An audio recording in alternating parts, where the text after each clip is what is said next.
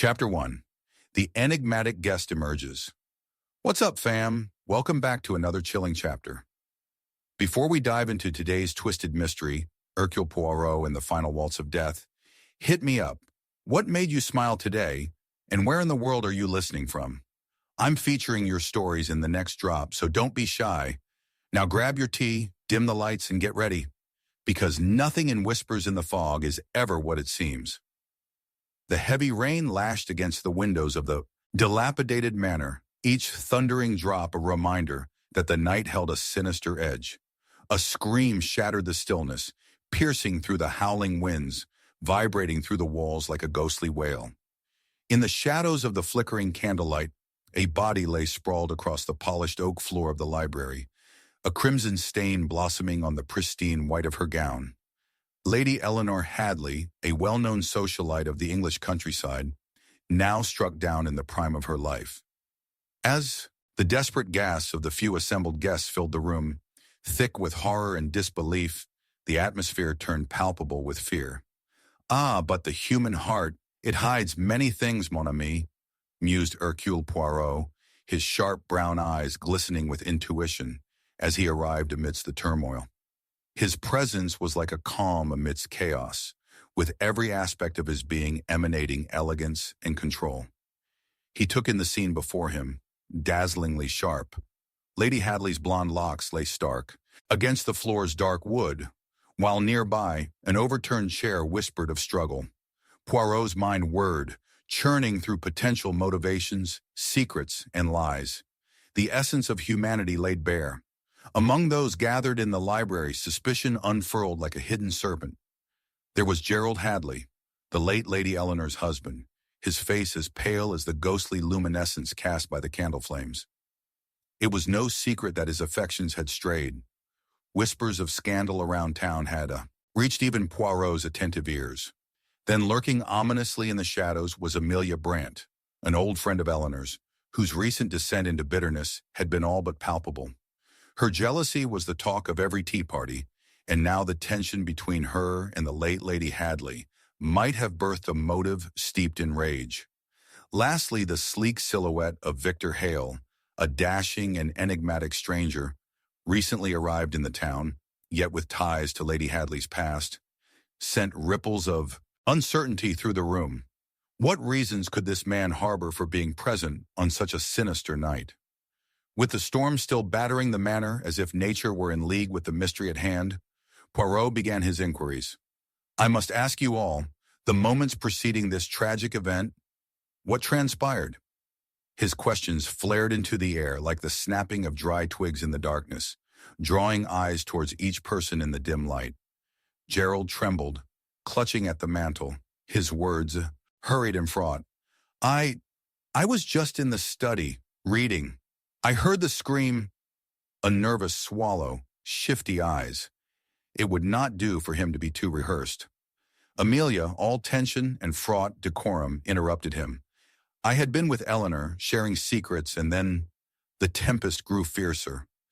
I left for a breath of fresh air," she said, though her gaze flickered and darted nervously, betraying her confidence.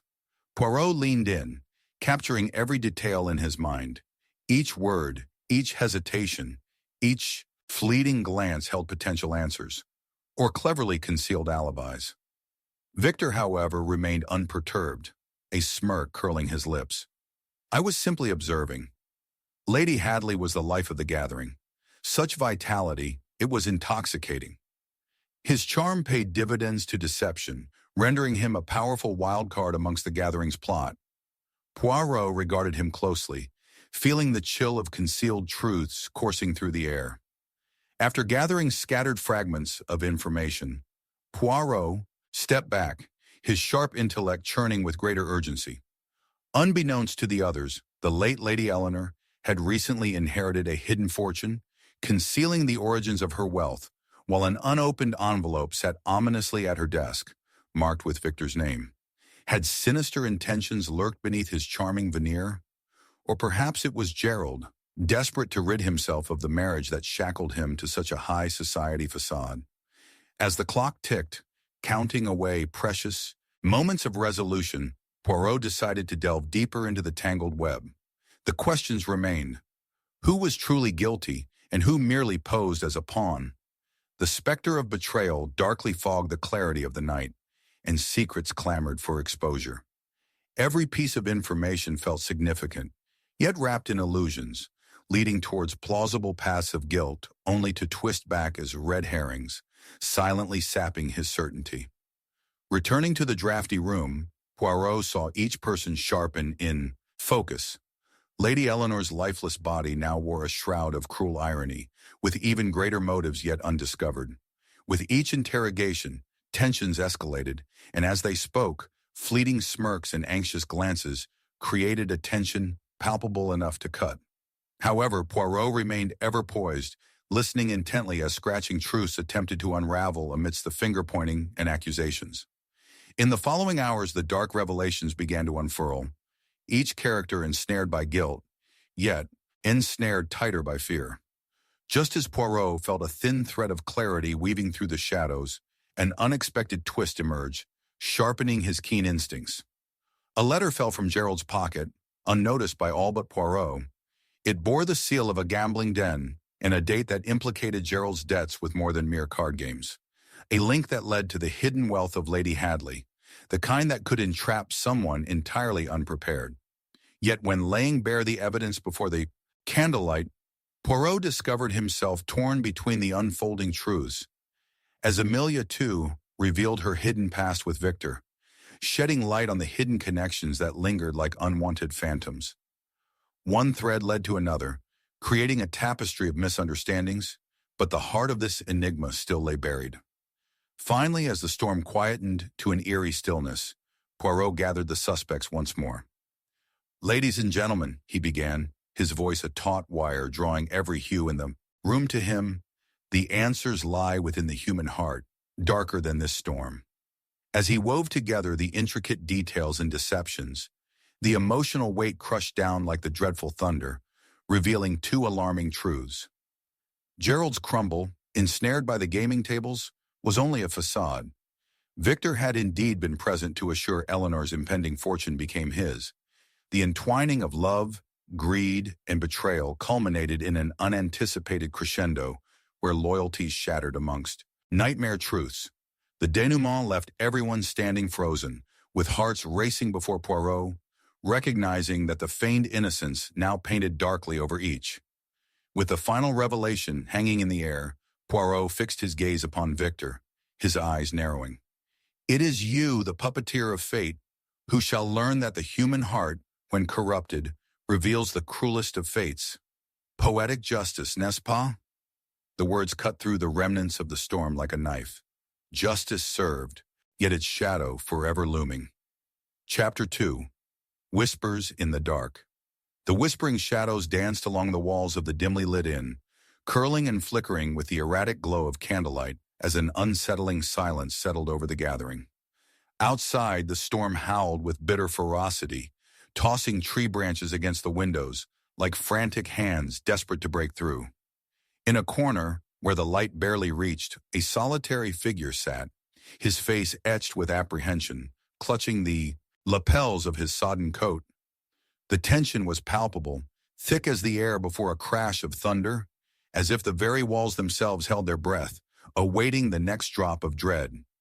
In that charged moment, Lady Henrietta Ashcroft collapsed onto the floor, a shrill scream escaping her lips, followed by silence as her body slumped against the wooden floorboards, lifeless and devoid of color.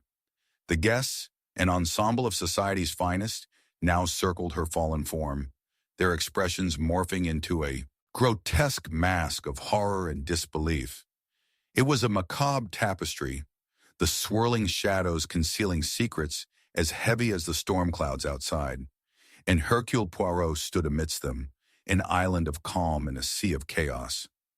"Mon Dieu," he uttered softly, stepping forward, his sharp brown eyes scanning the room.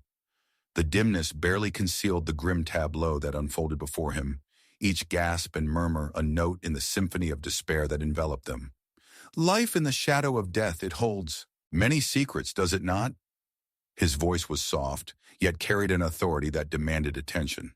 Poirot knelt beside Lady Ashcroft, noting the way her delicate hand still grasped a crumpled note, the ink smeared with what appeared both to be smudged writing and tears. What chaos lies within the heart of a so-called friend? He pondered quietly, keenly aware that within this circle, betrayal lurked, masked in pretense. Amongst the trembling guests, three figures stood out like embers in the dark. There was Reginald Ashcroft, husband to the late Lady Henrietta, his face a mask of feigned sorrow that didn't quite reach his eyes. It was rumored that he had stumbled into a financial quagmire deeper than any of his dinner invitations suggested, a motive draped in desperate lengths as he sought to hide his ventures from those around him. Glancing towards him, Poirot sensed the tension. Reginald tightly entwined his fingers, as if to stave off the revelation of guilt pulsing at his core. Next, there was Claire Fontaine, Henrietta's confidant, a woman whose laughter was as intoxicating as her charms, yet whose gaze now twinkled like cold steel. The whispered insinuations in their circle hinted at a romantic entanglement gone awry, one that beamed with deceit brighter than the candles lighting this grave scene. Though her visage bore hints of anguish, her movements were too calculated. She clutched her shawl around her shoulders as if to shield herself from prying eyes, or perhaps from the weight of her own secrets. Lastly, perhaps most enigmatically, there was the stoic Victor Hale, a captivating stranger intertwined with both Lady Ashcroft's past and the lives surrounding her. Emerging from obscurity with smooth charm, Victor appeared unflappable, standing amidst the shifting shadows with an aloof grace crafted to mislead even the most cunning gaze.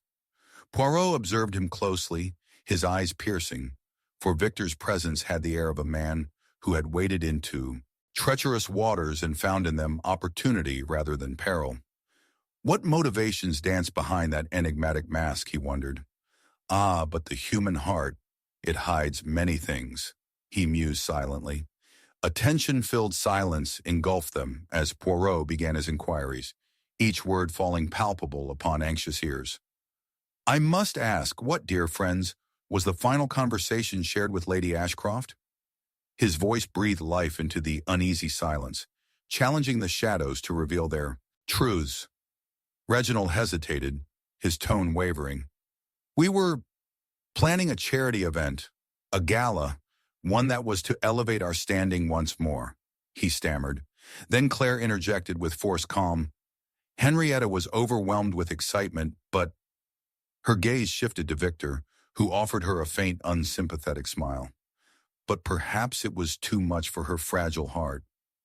Poirot noted the subtle shift in Claire's expression, the way her blue eyes darted, as if suspicious of Victor's knowledge.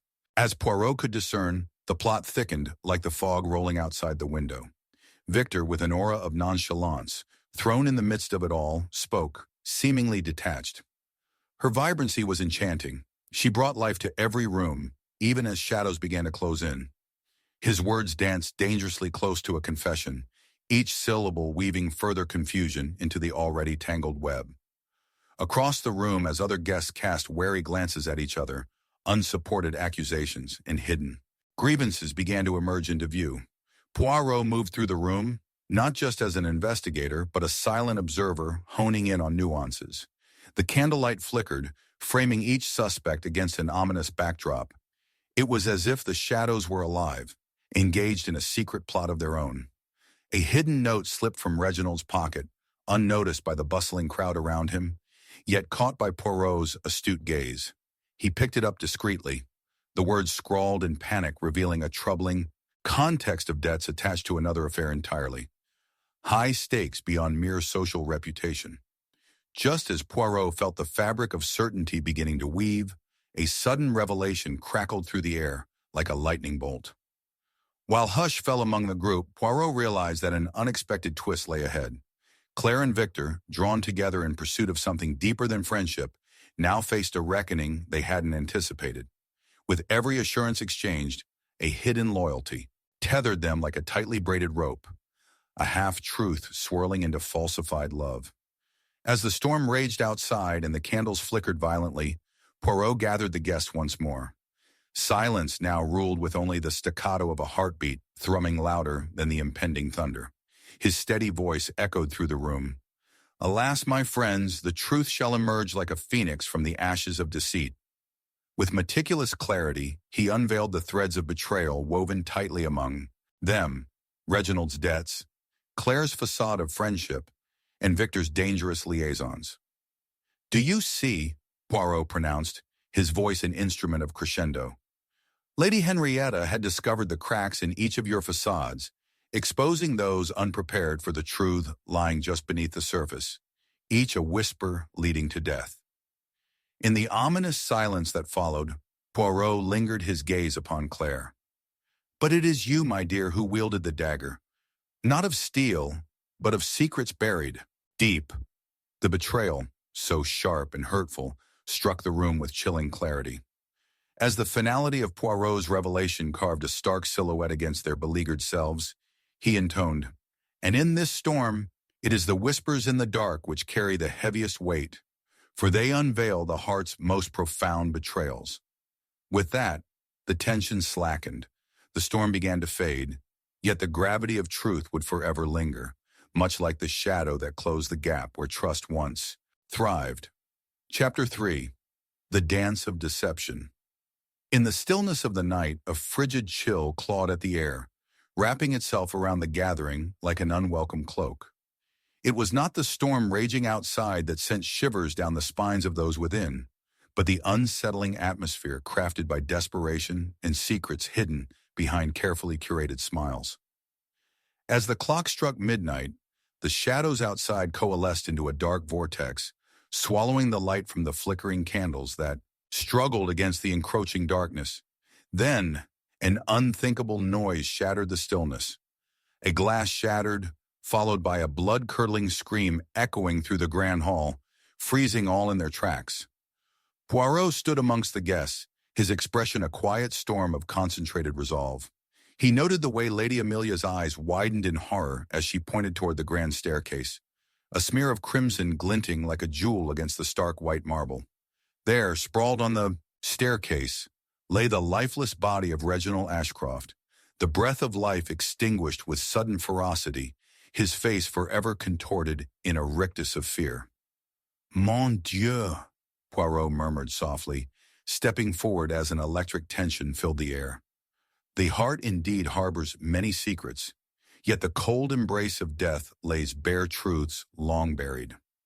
As onlookers gasped and murmured in disbelief, Poirot observed their reactions with acute scrutiny. The chaos grew as Claire Fontaine stumbled back. Against a wall, her hand pressed against her mouth, while Victor Hale stood aloofly, a shadow amidst the turmoil. His eyes glistened with an inscrutable sheen.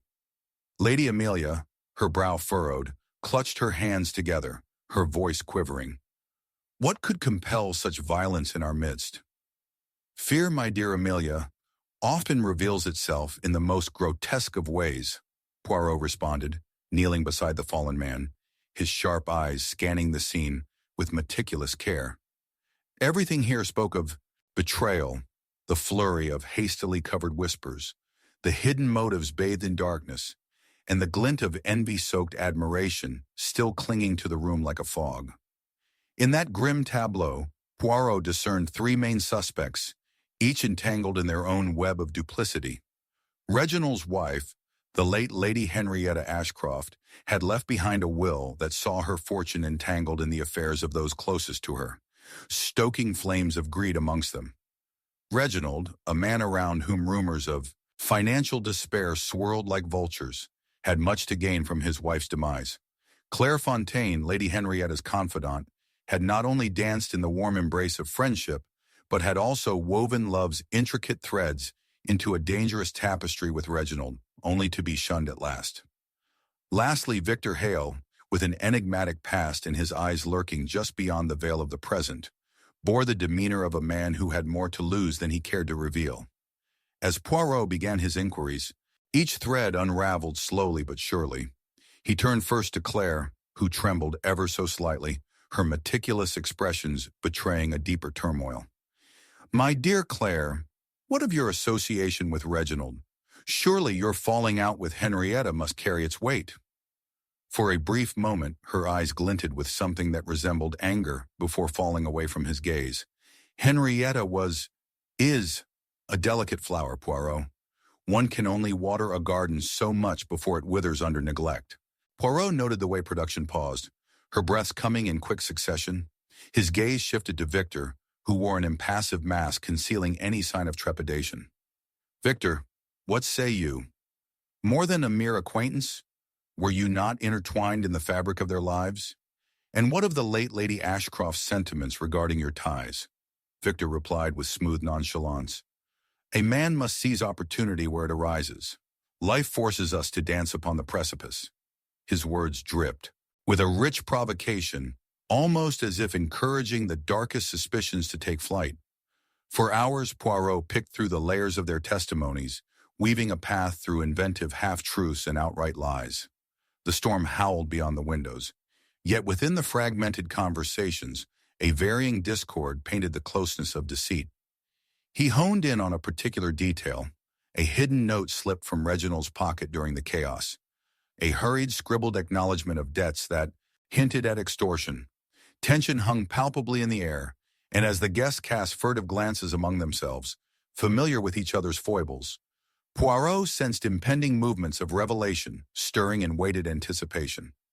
Yet so ensnared was he in the apparent truths, he nearly overlooked a faint whispering sound. The fleeting rustle of fabric brushing against skin layered under the cacophony. He turned his gaze quickly, narrowing his eyes upon Claire. Pray, what is it you conceal beneath your shawl, my dear? Surely a true friend has no fear of transparency. She faltered, clutching the fabric tighter, but the twitch of her brow betrayed her. There lay a darkness carefully wrapped beneath. With the crowd tensing, Poirot continued, The heart harbors many agonies, yet one can deceive only for a time. But who here bears the true weight of sorrow? Tell me, what did you see on the staircase before this lamentable tragedy unfolded? Claire's lips parted, then quickly shut, again as if the weight of an unspoken truth would shatter her fragile composure. Just as the atmosphere reached its zenith, Poirot turned abruptly to Reginald's body, studying it intently. And then it struck him, like lightning, the angle of the arms, the blood pooling beneath. The realization unfolded, complex and spiraling. No, it cannot be, he breathed, shock ordering as his deduction ignited. Reginald Ashcroft had not been a victim at all. He had been a ruse, a staged murder to mask his own descent into darkness. Reginald, hidden among the guests, had himself betrayed Henrietta, leading her to hidden debts spun around greed and deception. But it was Claire who had lifted the veil from his fleeting secrets, setting forth this tragic dance of deception. Ah, but the human heart it betrays upon the grandest of stages, Poirot declared, his voice slicing through the tension. You sought to shield yourself, Claire, but you wielded not a dagger of steel, rather a mantle of secrets, over the truth dwelling too closely to your heart. Silence enveloped the room, the weight of revelation staining the air thick with disbelief. With one hand, Poirot gestured toward the darkened corners, shadows now feeling the weight of betrayal. For now the dance of deception has been unveiled, and I shall lay bare each mask worn tonight. How behind the glories of loyalty lies the icy hands of greed and malice. The finality throbbed within the silence as Poirot's gaze lingered upon Claire, unmasking a treachery that had hidden with deceptive charm. Justice alors must be served, he whispered, the echoes of truth fading into the gathering storm, leaving the guests trembling in the flickering candlelight, their hearts forever altered by the intimate dance of betrayal. Chapter 4. Blood on the Dance Floor. An eerie silence enveloped the grand hall, the once vibrant atmosphere clouded now with an unspeakable dread. The candles cast flickering shadows that danced along the walls, and, in their dim light, one could almost feel the heartbeat of the house itself, a pulsing reminder of the secrets buried deep beneath its veneer of elegance. Suddenly, a chilling scream shattered the stillness, reverberating through the air with a sharpness that cut like glass, punctuating the tension that had been building since Reginald Ashcroft's untimely demise. Poirot paused, his mind racing, and scanned the opulent room where betrayal and grief still clung like oil to water. In the throes of chaos, the guests were jolted from their stupor, eyes wide with horror. The noise had emitted from the corner where Claire Fontaine stood, her face ghostly pale, expression locked in a dreadful rictus. There, sprawled across the ornate mahogany dance floor, lay the body of Victor Hale, his lifeblood pooling like crimson petals around him, stark against the polished wood. Poirot felt his pulse quicken, not from fear, but from the throes of a mystery that had deepened in the wake of a new death. Mon Dieu, Poirot murmured softly, approaching the scene with the grace of a panther. What a tangled web we weave, he thought, for in death Victor bore the mark of unending despair.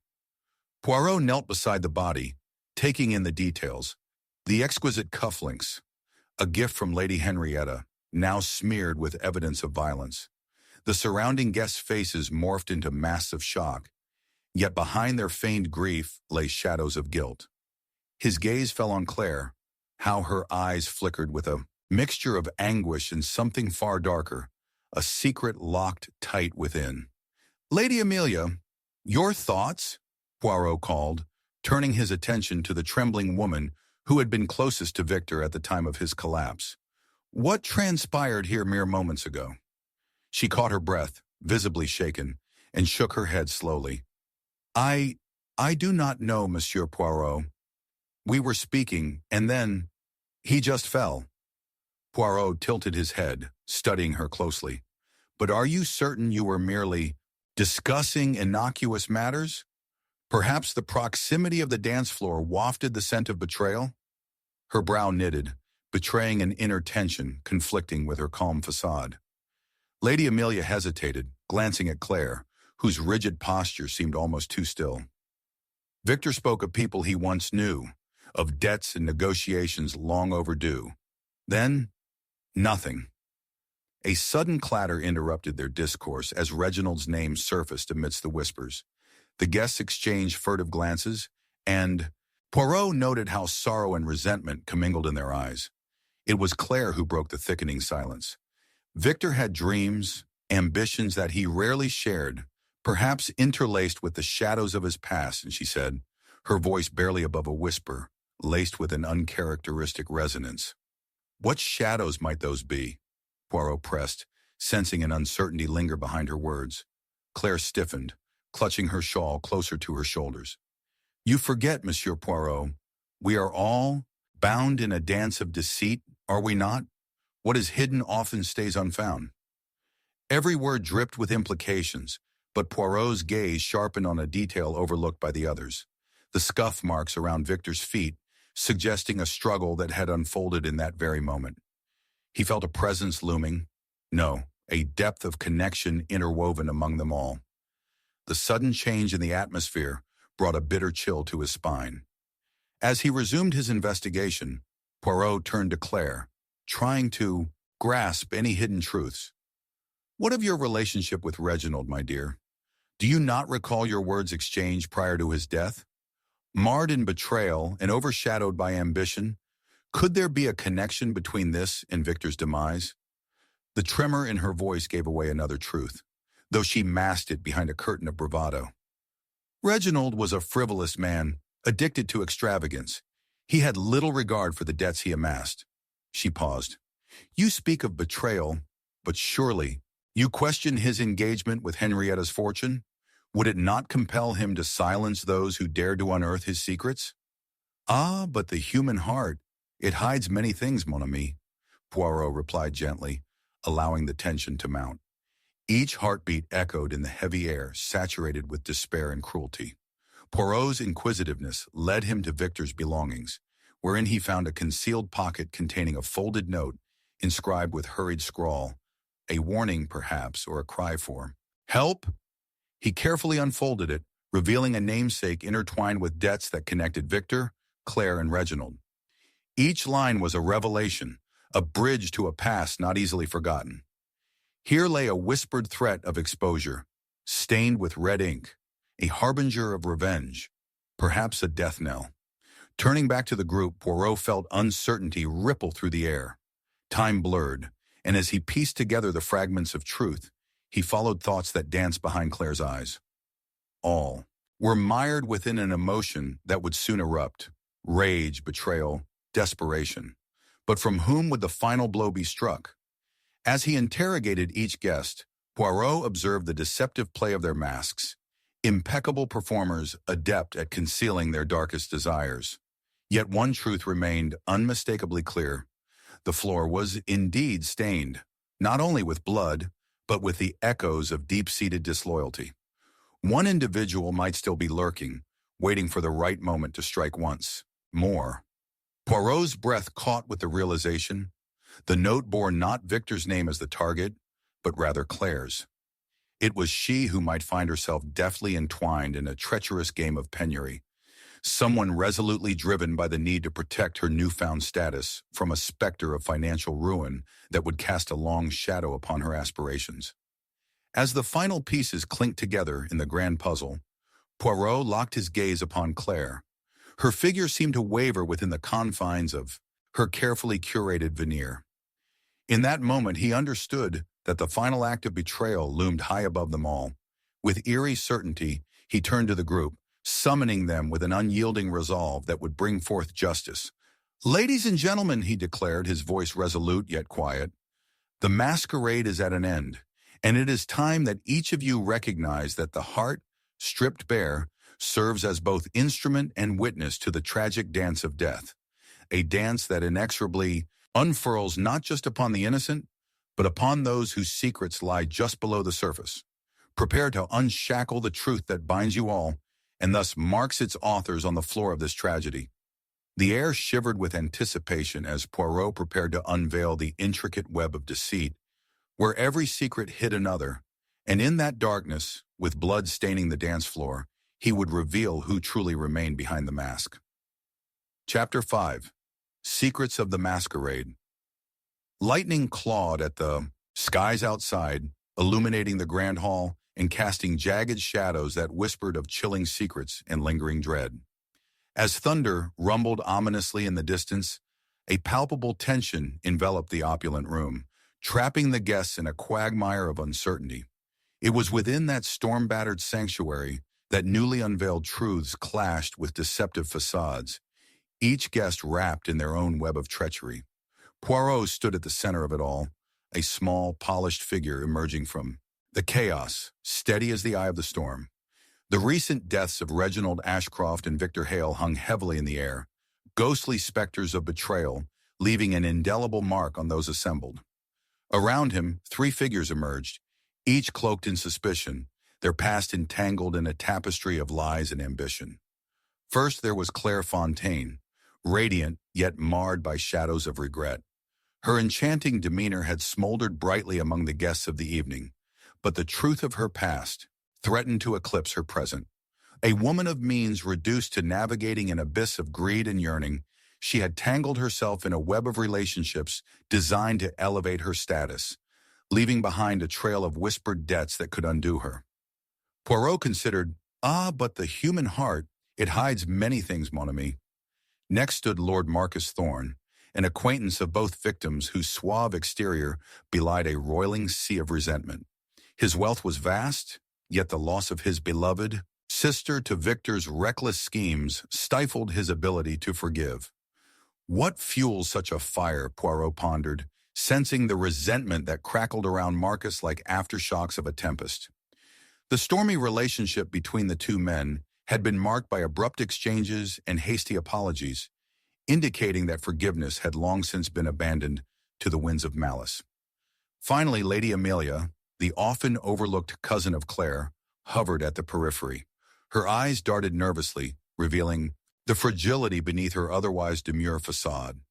Once enamored with Victor, she had become entangled in his nightmares, trailing behind him like a ghost seeking for solace amid despair. Yet buried beneath layers of sadness was a ferocity disguised as loyalty, a darkness that would reveal itself if pushed. The tension peaked as Poirot addressed the room, fear coursing through those gathered. "My dear guests," he began, his voice laced with an elegance that soothed the chaos befouling the hall, "we find ourselves standing amongst shadows where truth and deception twist and conjoin, and herein lies the heart of our mystery. The flame of the candles flickered, illuminating faces heavy with unspoken secrets, each caught in a masquerade of their own making. The storm echoed as the inquiry began, intent on peeling back the layers each one had so carefully crafted. Poirot's sharp eye and keen intuition captured the smallest of details. A fleeting glance here, a clenched fist there, swells of emotion rising and falling among them like the tide. He began with Claire, gliding up to her with a confidence that belied his relentless scrutiny. "Dear Claire, what recollections might you hold of Victor during your final interactions? Could it be there lurks an emotion cloaked behind your alluring visage?" Benign feigned composure faltered as Claire stiffened slightly, her mind racing. "Nothing of significance, Monsieur Poirot. Our conversations were naught but trivialities, sufficient for polite company." Her nervous laughter did little to conceal the tremors in her voice as her gaze dropped, betraying a secret she dared not voice. With an observant flourish, Poirot shifted to Lord Marquis. "And you, my lord? You harbored resentment for the man who devastated your family. Tell me, what knowledge did you carry in your heart when speaking with Victor?" A moment of silence lingered, heavy with tension, before the lord's composure cracked, revealing anger's raw edges. Victor was a charlatan masquerading as a gentleman. A calamity driven by ambition had led him to my family's ruin. But tell me, Poirot, have you examined the scuff marks left upon the dance floor where Victor met his demise? As it was not his blood alone that colored the wood with sorrow. The hint of illicit knowledge wrapped that specter of guilt around him, even as he veiled it behind bold claims, further entrenching their suspicions. As tension escalated, Lady Amelia, who had remained silent, observing, entangled her own feigned innocence with an urgent interjection. Victor meant his words, though blinded by his arrogance. He was well aware how deeply debt can wound, she murmured, a tremor racing through her voice as it bore witness to the tumult brewing underneath. With each inquiry, Poirot dulled the edges of false hope and surfacing deceit. His focus shifted to the light that flickered from the mantel, catching the reflection on Victor's cufflinks as he studied the guests anew. Every glimmer held a secret, an indictment. Then, like the lightning illuminating the sky, a realization struck him. The masquerade, it thrives upon the fool's errand of concealment, altering perspectives through veils of intimacy. In that challengingly omnipresent silence, Poirot noticed a glint. A note had slipped, perhaps unnoticed, from Lady Amelia's glove, a hurried reminder or an ultimatum. He approached with an elegant grace, his inquiry direct and profound. "Ah, how delicate appears this note. Pray, what might be the heart's demand that lies inscribed upon it?" Amelia hesitated, but Poirot continued, unyielding. "Was it wisdom or a warning? Did this tether you to Victor or draw you closer to darkness?" As the room held its breath, the note unfolded. Inscribed within lay a bitter entreaty, threats of exposure entwined with her own secrets, demanding a deliverance only Amelia could provide. The deception that had clouded the hall slowly parted as Poirot's astute realization crystallized. She was prolonging the masquerade for survival, the heart's betrayal woven tight, yet the true player moved among them unseen, masquerading under the light of innocence. "Justice is beautifully orchestrated by an unseen hand, n'est-ce pas?" he murmured softly, relishing the intricate dance of truth and betrayal.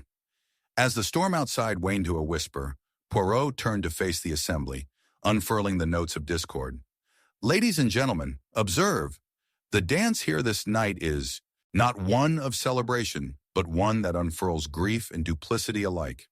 It remains the case that the simplest of decisions often leads to profound consequence, and ours is a fate entwined in an eternal masquerade, blinding us all."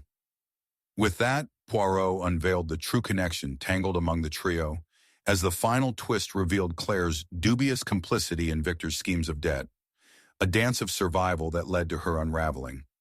In revealing one's true self, we perhaps become the architects of our own demise, he concluded, leaving the guests trembling amidst candlelight and cries as the final curtain drew ominously closer. Chapter 6.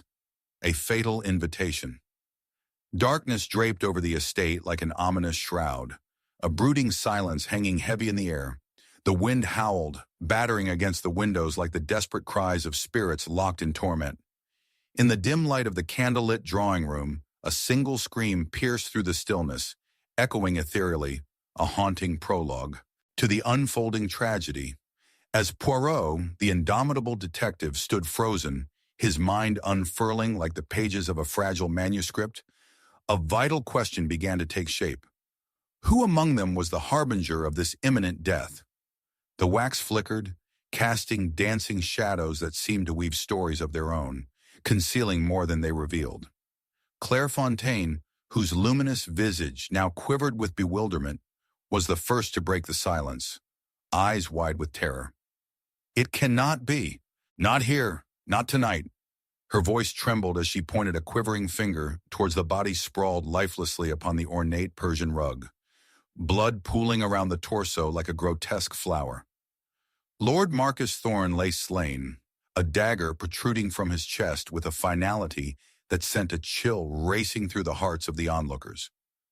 Poirot's discerning gaze swept across the room with sharpened intensity, absorbing the fear mirrored in the expressions of the assembled guests. Each face told a story, yet all shared a common thread: deception laced with dread. Lady Amelia, who had lingered just beyond the threshold of comprehension, retracted into the wall shadows, her features pale and ghostly. It was then that Poirot's astute psyche recognized the fabric of the room shifting, each heartbeat striking a dissonant chord of guilt and blame. "Ah, mon ami," he murmured under his breath. "The human heart is an intricate tapestry, stitched with both light and dark." With the storm's crescendo augmenting the chaos, the detective commenced his examination. "Please, my dear guests," he said, his voice steady, elegant as ever, "allow me to discern the permutations of this tragic tableau. Who here holds the dagger, a mere tool for misdeeds, buried deep?" He assessed their reactions. Claire's unsteady composure, Amelia's frightened fidgeting, and a flicker of undeniable glee flashing in the eyes of Benjamin Lockwood. Another acquaintance with ties to Marcus, a recent business partner turned possible rival. Lord Thorne had his enemies, thus the question arises: who among you would conspire against such a man? Poirot's penetrating inquiry lingered in the air, laced with palpable tension. Each character stood in accusatory silence, shadows stretching like accusing fingers, gripping their secrets tighter. Acting against the swirling tempest of emotions, Poirot guided his investigation like a conductor, leading an orchestra, weaving between truths and half-lies. First, he approached Claire, who leaned against the mantelpiece, her breath catching painfully. "Dearest Claire, you professed a fondness for Lord Marcus. Pray tell, what could lead one to mar such esteem with a dagger?" Her gaze sank to the floor as if seeking comfort in its cold embrace. I adored him, but he was entangled, marred by debts," she whispered, eyes glistening, revealing an emotion beyond mere nostalgia. Was it jealousy, perhaps? Next he turned to Lady Amelia, her delicate features, betraying an unusual resolve amid the clamorous chaos. "And you, dear lady?" Perhaps those lingering affections for Victor stirred untold resentments. "Tell me, what did you hope to gain?" For an instant, confusion flickered in her eyes before she found composure. "I wanted peace, not more pain," she replied, forcing the words through clenched teeth, revealing an urgency that belied her composed facade. Finally, Poirot engaged Benjamin Lockwood, whose demeanor oscillated between oblivion and deception as he fidgeted with his cufflinks. "Your connection with Marcus was founded upon ambition. What say you to the notion of rivalry? The friend turned fiend?" At the sound of his name, Benjamin's face paled, yet a wry smile curved upon his lips, inches from a confession. "Competition, Poirot, is quite natural in our circles. But to murder?" The words hung between them, fragile yet laden with uncertainty. As night dragged into a darker mood, Poirot paused amidst the gathering storm. His discerning eye caught something amiss. A perfumed note ejected itself from beneath Amelia's glove as she fumbled, drawing close to him, evidence brandished like a concealed weapon. "What is this?" he inquired, drawing closer with dramatic flair, a hawk circling its prey. Slowly, she relinquished possession of the note, revealing scripted ink that chronicled secrets veiled deeper than mere friendship. But as the threads of suspicion wove tighter, Poirot's instincts felt a ripple, a possibility. Even his sharp mind had missed. An inkling nudged his consciousness and morphed into revelation. He recalled a forgotten shadow behind Claire's radiant visage, a spark of jealousy, a darker desire engulfing her need for acceptance. Ah, the dance of secrets is often a masked ball, he mused, knowing betrayal could spring from unexpected places. As lightning illuminated the darkness once more, he revisited the enigmatic note and dissected its contents. It read like a desperate plea interwoven with threats, a call that hinted at a facade peppered by harsh truths. As he pieced the final moments together, an explosive understanding dawned upon him, sweeping away all traces of uncertainty. The dagger and the debt were dance partners, circling in a tragic choreography designed to destroy. In a pivotal moment, Poirot gathered the assembly once more, drawing the curious eyes toward him. My esteemed guests, it appears the question is no longer about the who but the why. Was this death not simply sourced from revenge bred in avarice? What better way to hide betrayal than to cloak oneself in the shadows? He regarded Claire, now constricted by her own secrets, while Amelia's sorrow morphed into fear. As the storm finally settled, a silence enveloped them all, each heartbeat tethered to the unresolved mystery. The truth, Poirot intoned, is often double-minded, and within that complexity lies our greatest fears. Betrayal does not wear a singular face, nor does it possess only one motive. With all truths, lies, and deceptions laid bare before them, Poirot finally unveiled the true player among them. Lord Marcus had indeed preyed upon the weaknesses of those in his orbit, triggering a fatal invitation that had entangled Claire in Victor's schemes, prompting her to react. The dagger was not a mere instrument of death, but a misguided response to an unseen hand of manipulation. As the guests stood agape, their secrets entangled like the vines creeping over the estate, Poirot's final words lanced through the air, an ethereal reminder echoing through the silent room. In the end, my friends, we become the architects not just of our own fates, but destroyers of others' destinies. The weight of truth settled heavily as a sense of finality washed over the room, the storm finally yielding to a fragile dawn, leaving everyone forever changed. Chapter 7. The Missing Piece. A piercing shriek erupted from the shadows of the grand hall, slicing through the suffocating silence of the night. The candles flickered violently, casting grotesque shapes upon the walls, their flame dancing like the despair gripping the hearts of those present. Poirot, poised like a statue, his impeccable attire untouched by the chaos, regarded the source of the cacophony. The lifeless form of Lady Amelia, her delicate frame sprawled across the cold marble floor. A single crimson rose cradled almost tenderly in her hand, a haunting juxtaposition of beauty and demise. Thus began a brutal unraveling of secrets buried beneath the delicate facade of elegance.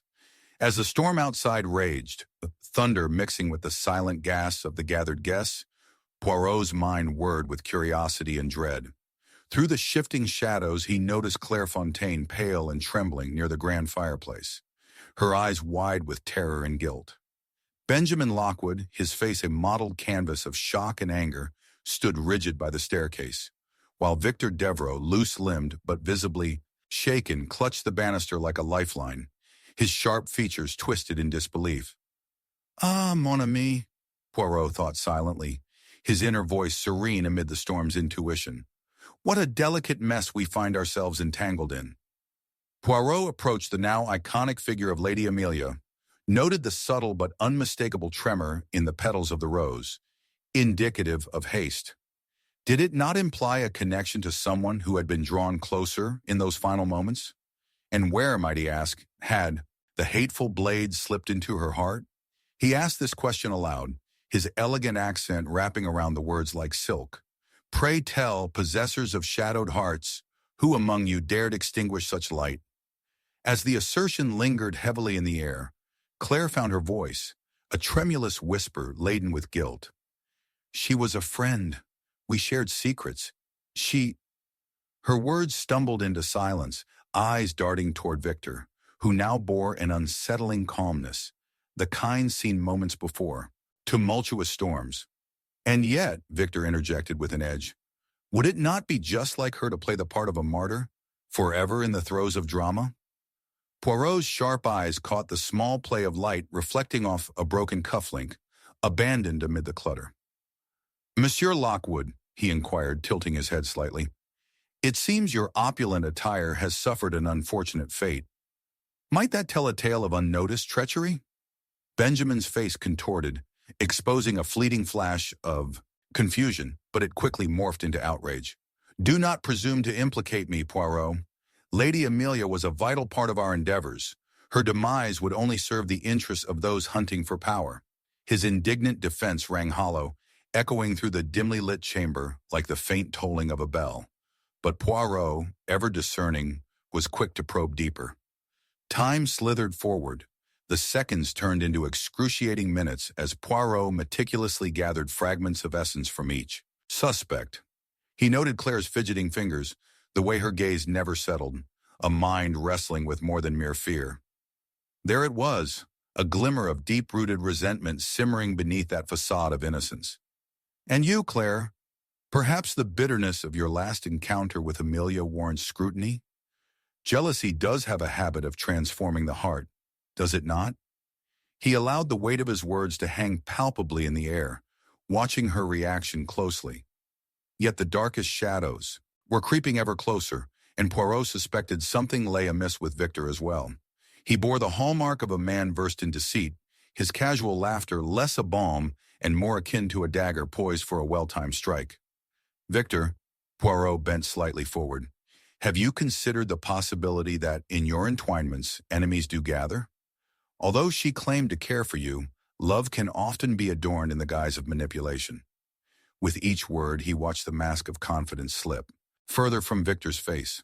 As Poirot navigated the heavy atmosphere, a hidden note quivered beneath one of the scattered petals, catching the dim light. With deft fingers, he plucked it from the ground, revealing lines of elegant script that wove a tale of betrayal, emotions entwined in anger and desperation. Ah, indeed, the heart is a labyrinth, my friends. His voice pierced through the tension. But in pursuing that which is concealed, our answers often unveil themselves in the moments of silent screams. The revelation ignited the suspect's interactions afresh as accusations flew like bullets. Claire's gaze, momentarily sharp, strayed towards the back of the room, and in that instant, Poirot paused. A shift in her demeanor, a glance too quickly disguised, set his mind racing. What had she known that remained cloaked? His stomach churned as he gathered the clues into a cohesive picture, forming an image of Lady Amelia restless in a dance of secrets, torn between allegiance and jealousy. Then, as if orchestrated by fate, Benjamin Lockwood stepped forward, a flood of defiance lighting up his features. I shall reveal the truth. Lady Amelia and I... He hesitated, suspicion flickering across his face, a pause laden with guilt. But before he could articulate the twisted narrative threading through their lives, the shadows shifted once again, revealing a deeper layer of enmity. She was going to expose Victor. Benjamin's voice rang through the darkness with a vehement intensity. She knew what he had done. The last glow of candlelight flickered ominously as Poirot finally completed the puzzle. It became increasingly clear that revenge was but a mask for love lost and rivalries born from desperation. Yet it was Claire who broke with a piercing cry, an anguished admission unveiling the tangled loyalty that linked each of their destinies. It was my love for Marcus that brought Amelia too close to Victor's schemes. I feared losing my freedom, my very breath. So, I sought salvation, but in seeking it, I drew death instead. Poirot regarded the bewildering dance with a heart heavy with the weight of unfulfilled intentions. Would justice, so intricately woven into their lives, reveal itself as their greatest torment? The bittersweet taste of betrayal loomed in the air, a reminder of the human struggle perpetually dancing upon the precipice of deceit. With one final sweep of his piercing gaze, Poirot turned back to the assembly, a confident yet pained countenance delineated. My esteemed friends, it appears even the most brilliant mask cannot conceal the fractured soul within. With that, he unveiled the damning truth. The missing pieces had finally coalesced, allowing every hidden emotion to bleed freely into the dim light.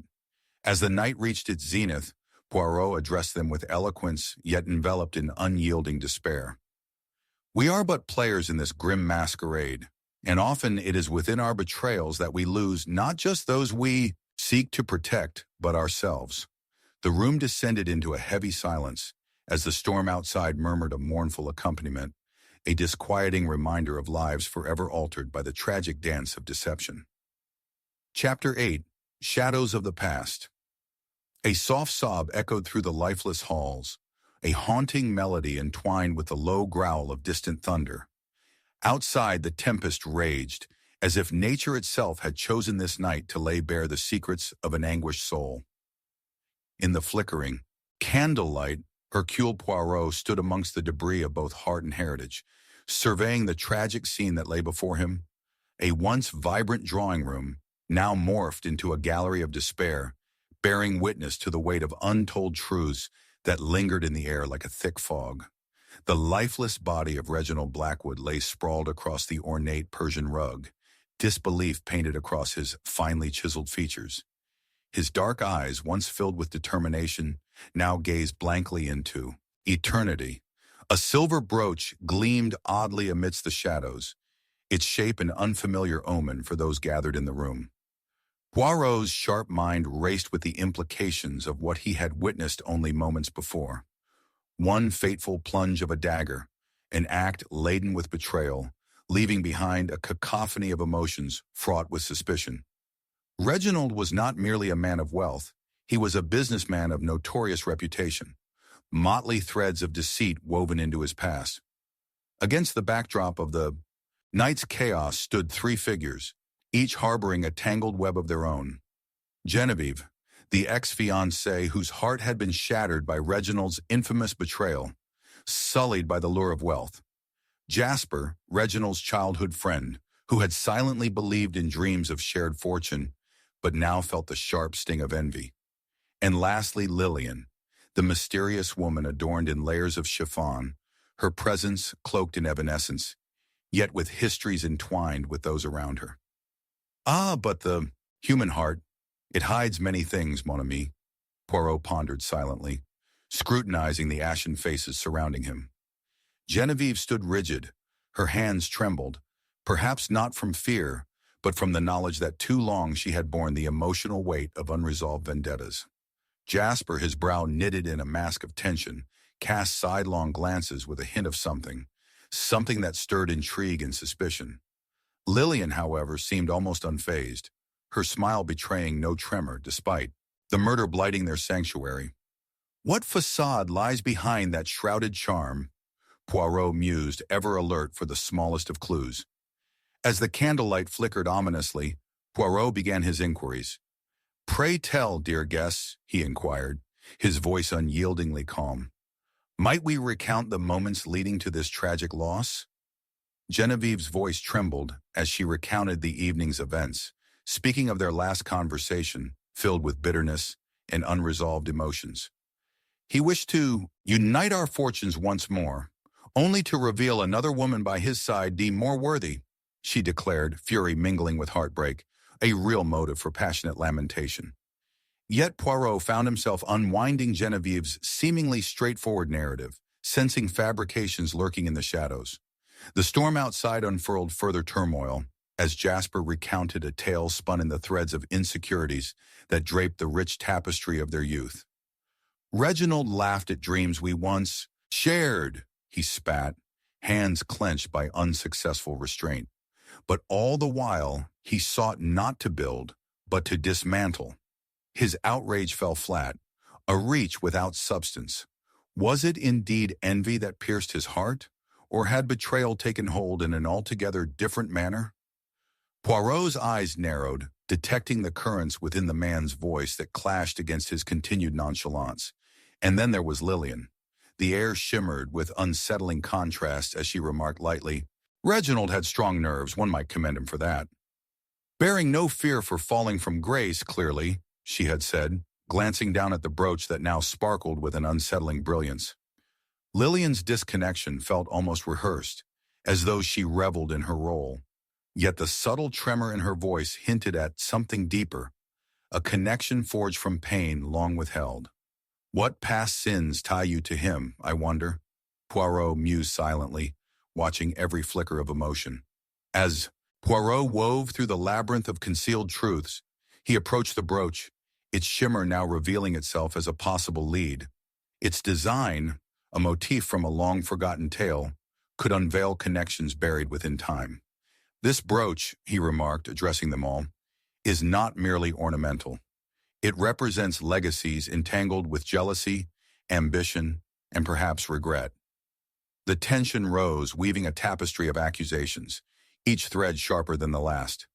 "I lost him to you," Genevieve Eon shrieked at Lillian, her catharsis surfacing through tears, an eruption of sentiments carried by years of heartbreak. Lillian, unfazed, merely responded with a chilling smile. And yet, charm was never lost on a Blackwood. You see, Reginald could play a game far more dangerous than any you imagine. "Ah, but perhaps you were the puppeteer all along," Poirot countered, sensing a dance of wits. Within this swirl of chaos, a revelation emerged, spectacularly arresting yet treacherously blinding. Lillian was not merely a muse, but a master of manipulation. As he probed deeper, unearthing fragments of the past, a forgotten letter, yellowed by time, slipped from beneath Jasper's cuff. "You would do well to consider your next words carefully," Poirot warned, inspecting the curled paper that awaited revelation. The correspondence, laced with venomous charm, was a love letter penned not to Genevieve, but to Lillian, a fatal window into past betrayals now surfacing to challenge the present. Did Reginald discover something he shouldn't have? Poirot mused aloud, compiling shards into a cohesive theme of love lost and vengeance sought. Was your infatuation, Jasper, a dagger aimed at those who stole your very dreams? The interplay of glances shifted abruptly, revealing fault lines beneath seemingly solid facades. An emotional tempest did brew. Yet, in a final twist, as the candlelight bent and swayed against the storm outside, it was Genevieve who first shattered the silence, her voice a mere whisper. "It was you all along. You manipulated us." Against her adversary's betrayal and mourning twisted together in a cruel embrace, revealing Lillian's darker intentions grounded in loss, daring to claim her right through chaos. "Alas, dear friends," Poirot declared with grief evident in his eyes, "betrayal knows no allegiances. Therefore, it begets its own undoing." The storm rumbled, echoing the tremors of hearts entwined, as Poirot stood amidst a tempest of fractured souls, forever encumbered by shadows of the past. A strong lesson cast in the flickering remnants of candlelight, that in the echoes of despair there may lie a grim justice, veiling the pain of lost, irreplaceable connections. And with that, his final words lingered in the heavy air, a resonance not soon to be forgotten. In seeking to destroy another, one's own soul stands entirely jeopardized. Chapter 9. A Game of Lies.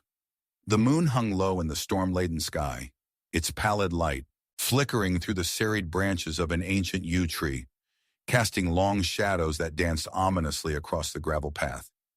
As the wind whistled through the night, a sudden anguished scream severed the silence, reverberating through the cold air.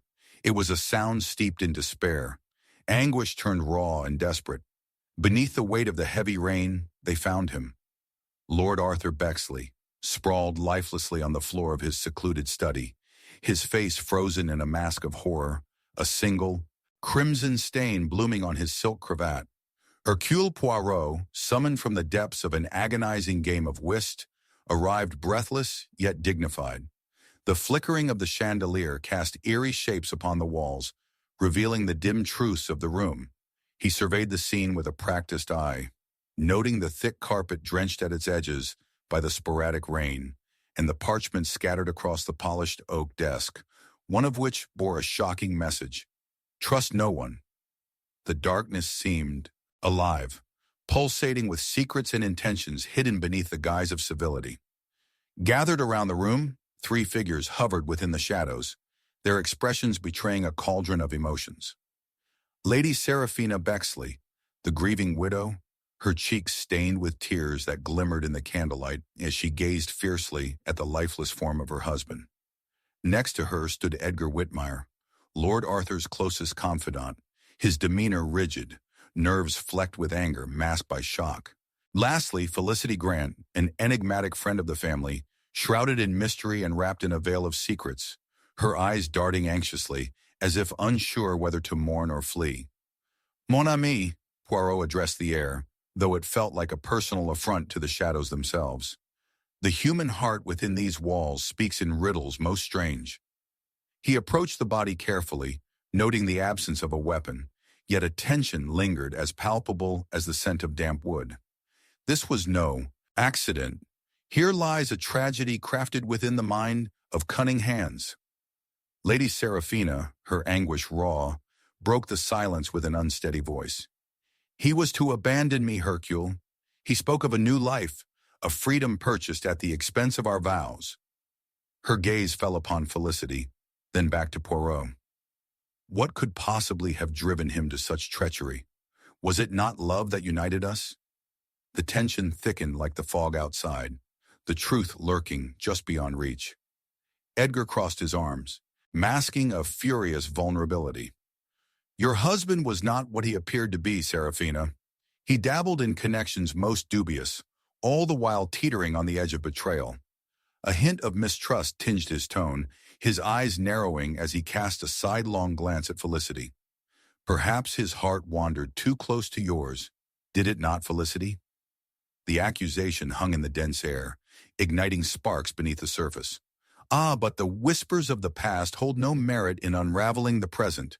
Poirot interjected, keen to steer the conversation towards clarity. Each participant, he noted, bore their own burden cloaked in secrecy.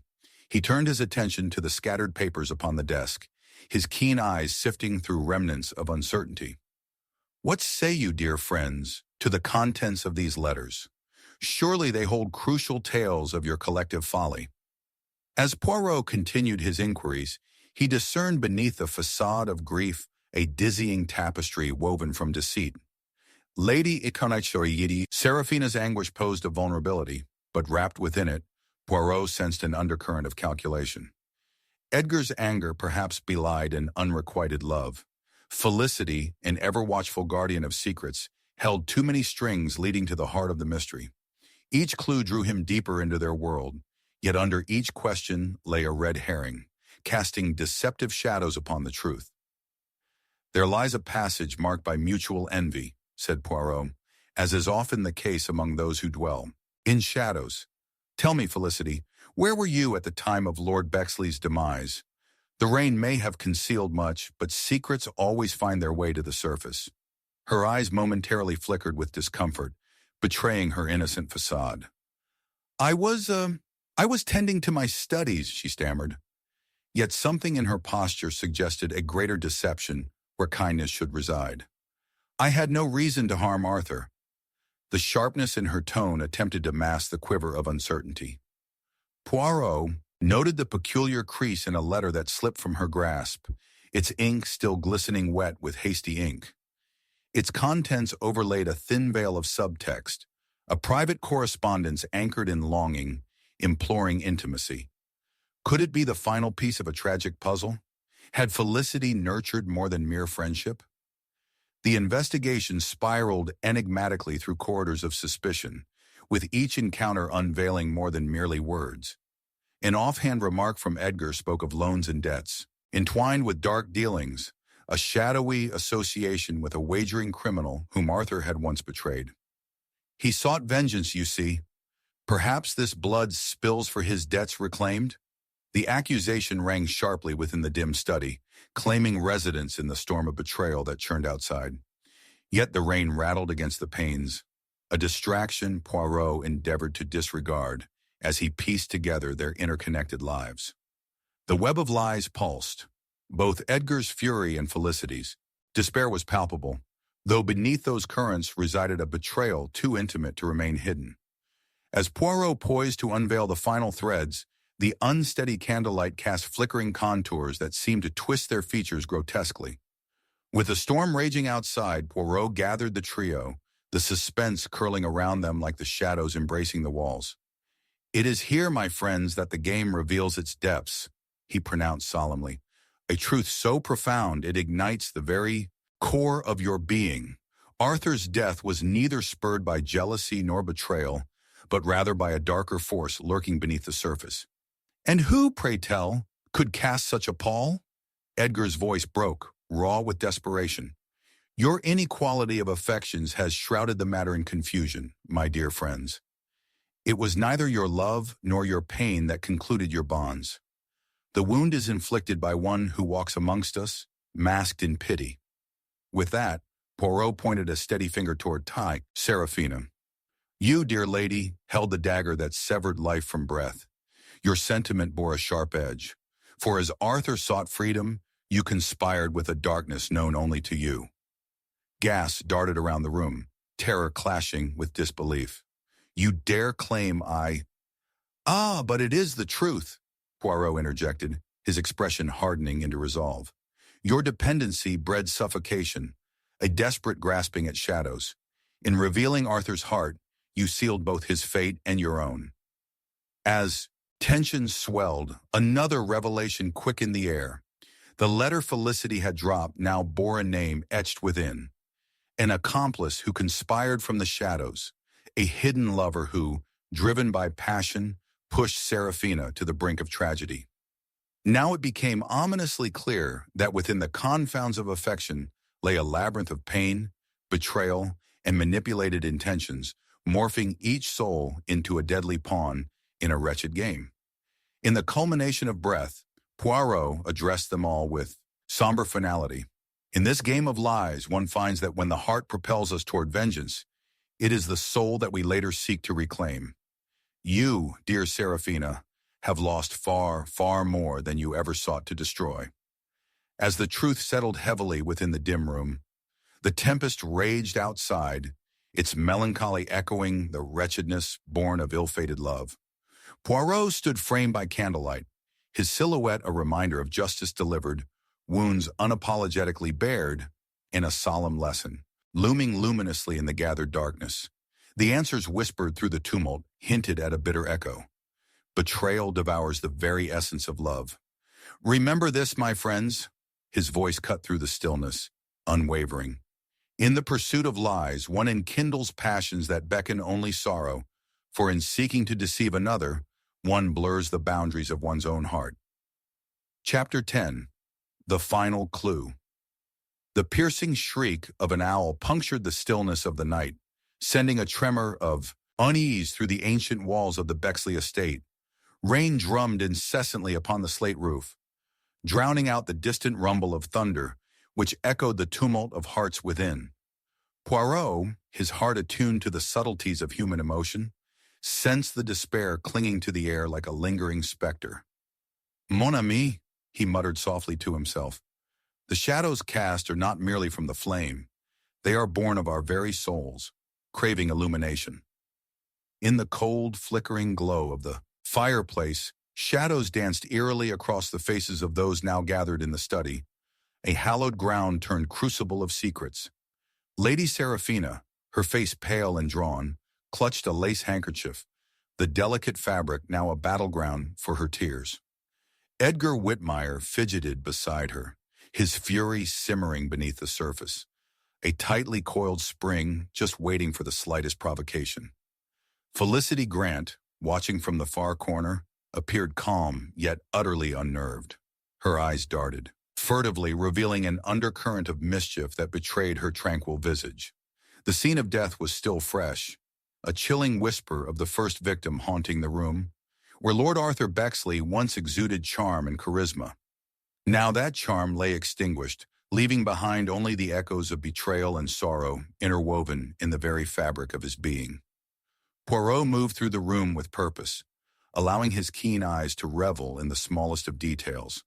A footprint in the damp carpet, the absence of an ink bottle on the desk, and the faint scent of lavender haphazardly masked by the overpowering aroma of wood smoke.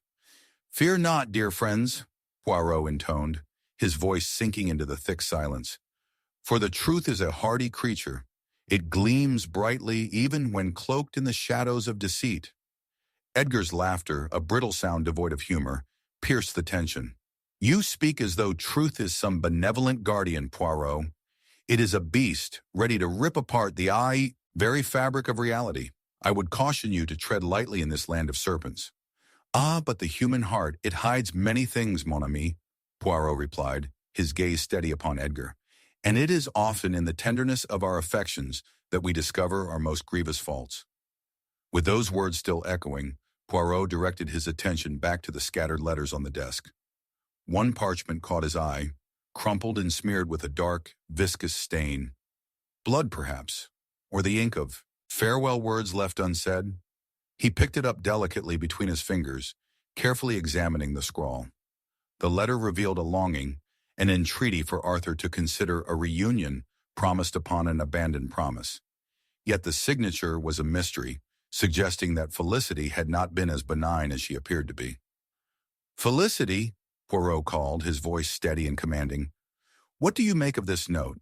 It strikes me as one born of desperation, or a twisted form of devotion. Felicity's composure faltered. The wayward flicker of her eyelashes betrayed her nervousness, and a blush crept to her cheeks. It is merely a correspondence, a figment of misunderstanding. How can a letter reveal the heart of one who has been cast astray by ungrateful souls?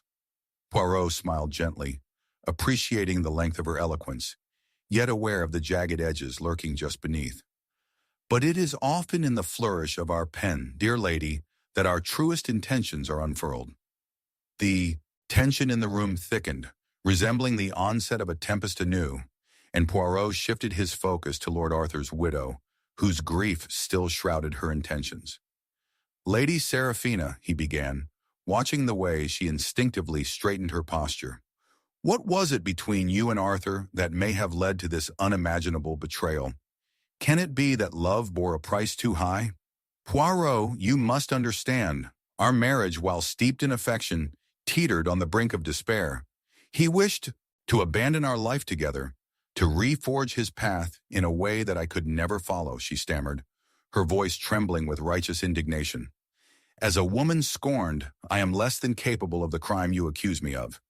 Yet your heart remains tethered to that life of desperation, non? Have you sought to retain him through means most dark? Poirot pressed, watching her closely. The ember of guilt flickered beneath the surface, sending a stark chill through the heated confrontation. As the storm gathered strength outside, echoing the storm within, Poirot felt the gathering threads pulling taut. The interplay of love, vengeance, and hidden identities became intertwined within this warped reality. An innocuous bolt of lightning illuminated the room briefly, and Poirot noted the fleeting shadows that crossed Edgar's face. Ah, the human heart, Poirot exclaimed, a silken edge in his tone. It bears burdens unseen. Tell me, dear Edgar, what darkness do you shelter in the folds of your friendship with the deceased? For a moment Edgar stood frozen, his expression flickering between righteous anger and murky truth, before he spoke. Arthur owed his life to the strings I pulled on his behalf. It is inevitable that a man within the debt will find himself facing the wicked choices of his own folly. Just as Poirot began to delve deeper into Edgar's convoluted confessions, a sudden crash drowned their conversation, the heavy study door slamming open as thunder clapped above. What is this? Came a voice laden with authority, as Inspector Warwick, a familiar face in the maze of mystery, entered the room. I trust you have not yet laid claim to the one who reigns in culpability here, Poirot. Poirot froze, allowing the inspector's arrival to ruminate within him. Unbeknownst to the gathered parties, the shadows that threatened to consume them had shifted in the room, revealing an unexpected player on this chaotic stage. Ah, mon ami, Poirot professed, a glimmer of insight. Swirling through his thoughts, it seems the key is at once simpler and more profoundly tangled than I had surmised. Drawing upon the tensions that pulsed between Lady Seraphina and Edgar, he deciphered the nuances of their reaction to the revelation, a shared secret tearing them apart. For you see, as the tempest roared outside, their truce began to unravel. The letter Felicity had discarded mentioned a clandestine meeting, a proposal for escape, and a name that jolted Poirot to attention. A name linked both to Edgar's past and Serafina's desperate ploy. Lies, my friends, have layered this tapestry into a masterful deception. The heart, in its mischief, has pointed its finger at the wrong culprit, Poirot announced, pacing with purpose. While it is you, dear Edgar, who orchestrated this wretched tragedy, the handler of the blade comes from within the very darkness of your connection. Gasps rumbled through the room. The weight of sudden realization hung heavily in the air. Poirot's deductive reasoning coalesced into the very marrow of the night, revealing the web of lies that bound them all. Serafina's anguish gave birth to desperation, and Edgar, you sought to reclaim control through conflated love and betrayal. In this twisted maze of affections, the true villain emerged to be your very heart itself, the detective concluded, his words resonating with an almost poetic finality. The silence lingered, thick and oppressive as the rain fell, its drops a funeral, dirge to the heart. It was then finally that Poirot delivered the final sentence, steeped in both sorrow and justice. Beware the price of betrayal, my friends, for it is paid not just by the deceased, but also by those who stand among the living, forever entangled in a game of lies. Chapter 11. The Accusation. A piercing scream shattered the oppressive stillness of the Bexley estate, echoing off the damp stone walls like a ghostly lament. The sound, wrought with horror and desperation, emerged from the very heart of darkness where confusion reigned, a cacophony of turmoil fueling the thrumming storm outside. Poirot, always attuned to the delicate balance of humanity, felt the electrifying pulse of terror in the air, overshadowed only by the faint, lingering scent of injustice. Mon ami, he whispered to himself, it seems our game has yet to unveil its darkest card.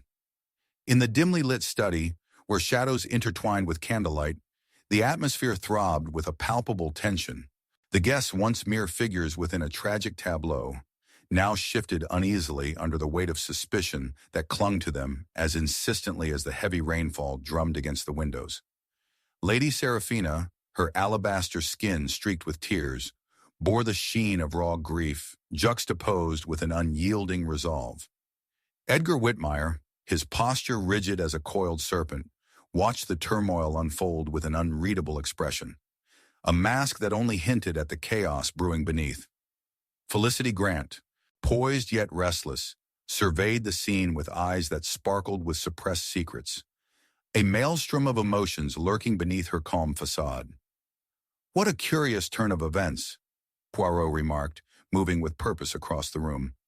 The heart, it seems, remains a fickle beast, one that drives us to mend or to shatter. But tell me, dear friends, who among us has wielded this sword of betrayal? The question hung heavily in the air, charged with an intensity that sent chills down their spines. Must you blame us all, Poirot? Edgar spat, his voice tinged with defensiveness. You paint us with a singular brush when there are innumerable shades of doubt here. Is not the past washed away in bitterness?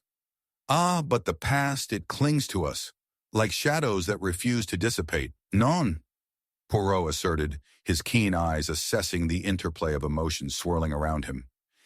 Each of you holds a piece of this dreadful puzzle, though the picture it forms may not be what one expects.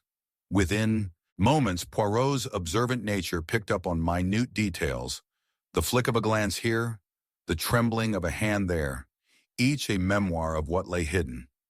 Felicity's fingers danced anxiously along the edge of her handkerchief, betraying the calm she attempted to project, and Serafina's shifted breaths betrayed the struggle between denial and acceptance.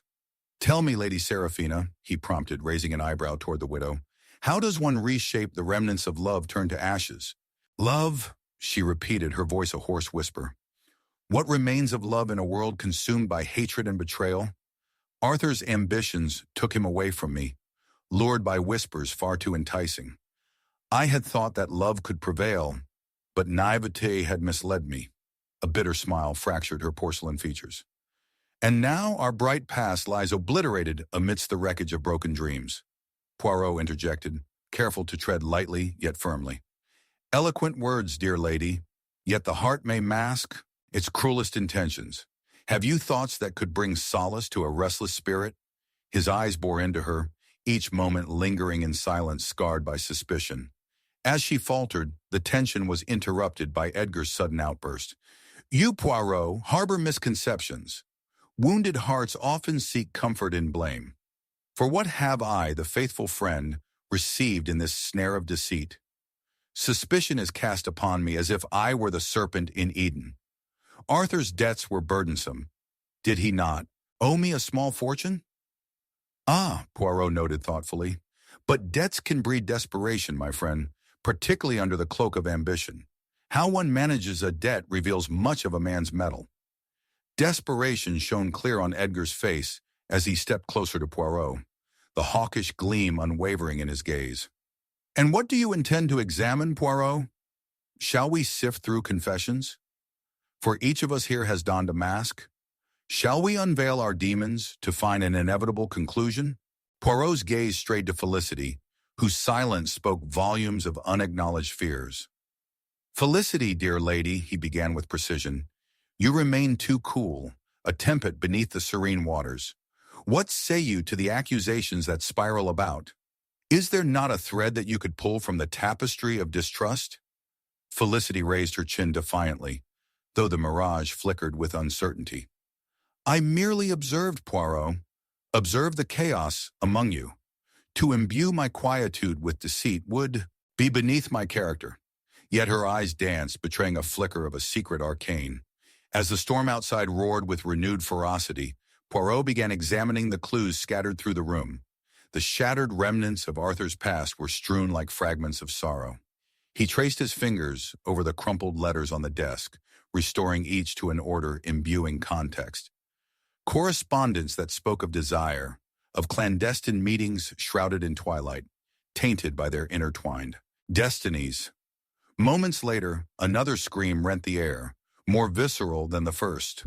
The voice of Lady Seraphina crackled through like a withering flame, dissolving the fragile calm. It cannot be. How could you betray me, Edgar? She turned, a wild look infused with sorrow and anger dancing in her eyes, pointing a shaky finger towards Edgar.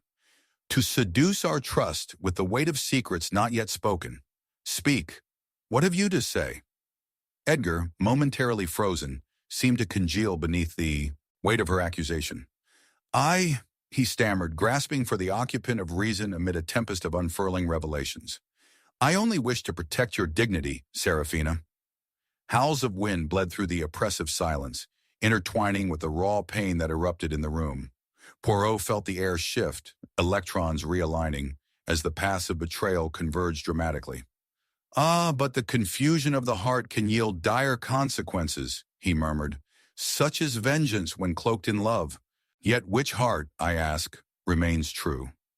With a keen expression, he surveyed the faces before him. It appears the shadows have thickened, not only with layers of deceit, but also with unacknowledged guilt. What if I were to propose that our misjudgments lie within ourselves? His eyes glimmered as he turned back towards Felicity. You were in correspondence with Arthur, dear lady, certainly a connection most cherished. Yet how has your heart conspired to intertwine with this web? What are you implying?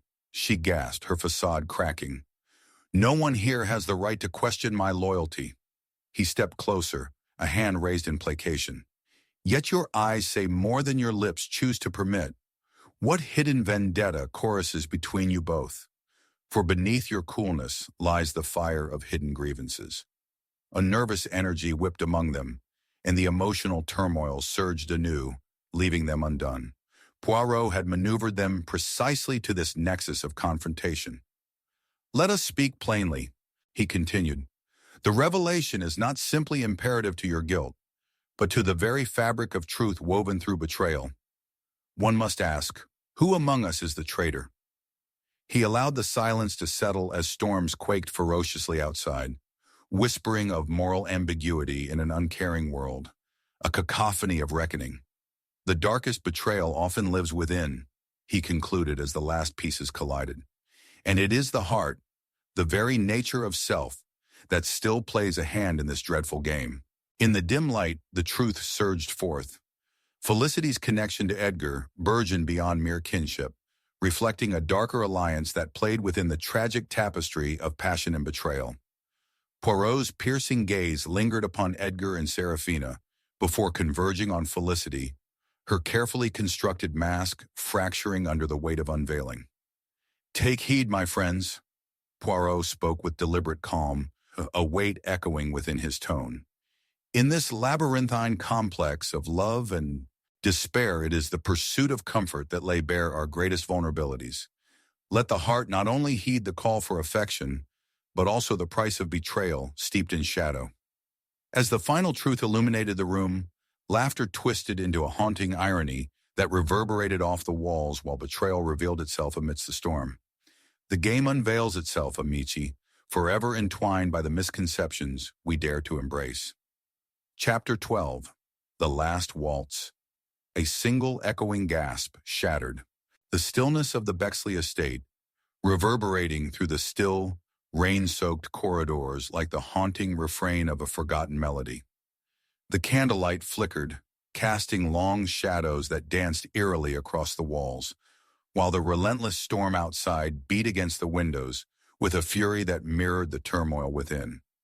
In the dimly lit ballroom, Lady Serafina stood paralyzed, eyes wide, as she cradled a lifeless form draped upon the polished floor, the remnants of a once joyful waltz, frozen in time. Poirot arrived moments later, his presence a strange mix of composed elegance amidst the chaos. He surveyed the scene with an acute awareness, a mind sharp as the blade of a fine couteau. "Mon ami," he whispered, lifting his gaze to the assemblage of faces twisted in horror. "What tragic opera has unfolded before us? For it appears we are not merely spectators, but unwilling participants in this ghastly theater of life and death." Before him sprawled Edgar Whitmire, his body, sprawled on the wooden floor, arms outstretched as if pleading for forgiveness from the heavens above. The lifeblood of a man once steeped in ambition silently pooled around him, a cruel irony saturating the air with the scent of despair. Lady Serafina, still recoiling from the horror, pointed an accusing finger, breaking the spell of shock. "He's dead! Dead by the hand of a traitor!" Her voice cracked, the tremor revealing the depths of her anguish. "Forgive me, dear lady," Poirot interjected, smoothly, "but do we possess any evidence that suggests foul play? Or is this a mere manifestation of grief twisting the fabric of reality?" He turned his attention to the remaining guests, three souls caught in a maelstrom of suspicion and secrets. Felicity Grant, Edgar's former confidant; Victor Hale, a distant cousin driven by desire for the family fortune; and Francesca Hill, a muse draped in mystery whose passion for both art and a fleeting romance with Edgar fueled her presence that night. Felicity, her composure a fragile veneer over roiling emotions, stepped forward, trembling fingers brushing against her throat as she stammered, "But Poirot, Edgar was to reveal his plans tonight. His ambitions were dark, but his death, it cannot be. That would mean—" She faltered, the implications hanging heavy in the charged air. "Dark and oppressive like the storm overhead." "Ah, but the human heart, it hides many things, mon ami," Poirot mused, his intelligent eyes narrowed with contemplation. "Each of you, it appears, holds a litany of truths shrouded within the cloaks of your own making." He turned to Victor, whose face held a mixture of dread and anger. "You, sir, stand close to the flame of ambition, yet your shadows suggest a different narrative lurking beneath the surface. What, I wonder, do you seek in this tragic tableau?" Victor, keeping his back straight, countered with a steely gaze. "Ambition? No more than familial loyalty, Poirot. Edgar met with his demise, not by my hand but through his own reckless schemes. He thought to seize the family estate, but he was ultimately ensnared by the traps he laid." His voice dripped with bitter animosity, a theatrical performance aimed at deflecting attention. Francesca interjected, her voice a soft dagger slashing through the tension. "And yet, Victor, you were seen frequenting Edgar's study in the days leading up to this tragedy. What secrets did you share, I wonder?" Her eyes sparkled with concealed glee, a facade of innocence cloaking deeper motives. As the storm raged on, Poirot busied himself sifting through the debris of Edgar's final hours. Each fragment unspooled layers of intention, the mantle of guilt draping heavily across the room's inhabitants. He examined the elegant waltz card that sat abandoned on the mantelpiece, inked in Edgar's distinct handwriting, its subtlety yet suffused with arrogance. The passion reveals the contest. A dizzying danger lay within its lines, a promise of betrayal haunting each stroke. "Now tell me," Poirot demanded, the sharpness of his voice cutting through the widening circle of fear. "Was there a grand performance intended for this evening? A dance that the heart waged unbeknownst to all of you? What role do you play in this charade?" "What are you insinuating, Poirot?" Felicity choked, her usually poised demeanor crumbling like dry leaves underfoot. "Only that perhaps your connections run deeper than mere friendship, into the realm of passion turned to ire. For, within the intricate looms of connection, jealousy weaves its sinister web. Was there not a romantic bond that simmered, or did it bubble into something darker?" His observant eyes met Felicity's, challenging the pretense of innocence. That was the moment of distraction, the shifting of the eyes, the hint of a throat cleared too abruptly. A current of silent exchanges drifted between Victor and Francesca, an undercurrent of animosity just beneath their words. Felicity's brow furrowed with confusion, her discomfort palpable, eliciting a ripple of doubt in their collective conscience. Before Poirot could probe further, another scream shattered the confines of the space. Lady Seraphina once more. "No, not this! Please, no!" Clutching a crumpled letter, she surged forward, her expression a chaotic blend of rage and despair. "This letter! It was addressed to Edgar, but it describes a betrayal no one expected. Francesca, you loved him, did you not? You claim innocence, yet your name stains the truth." Francesca recoiled with a mix of shock and indignation. "I loved him, yes, but I would never harm him. We spoke of the future, dreams entwined, and yet Edgar was blind to the truth that enveloped us."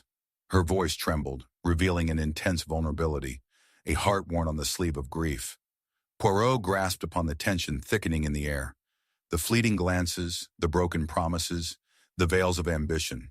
As each character crumbled under the weight of their own sorrow, he saw through the gossamer threads of lies that intertwined them. Finally, with the energy spiraling around them, Poirot poised himself for the truth. "And so it has come to this," he stated, voice steady, each one marooned in despair, yet all concealing the same burden. "This death belongs to the very machinery of betrayal that thrived among you. But who, I ask, who held the dagger?" In that electric moment, revelations collided with the storm's crescendo. Felicity's trembling fingers had clenched something unseen as she turned the letter over in her hands. "How could you, Francesca?" she whispered, the words laced with undeniable emotion.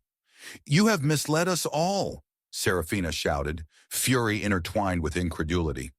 "You who claimed to console him during the night? You had secrets of your own all along." "But no," Francesca grasped the remnants of her dignity, eyes wide. "The letter speaks of a pact, a shared ambition to expose deeper truths.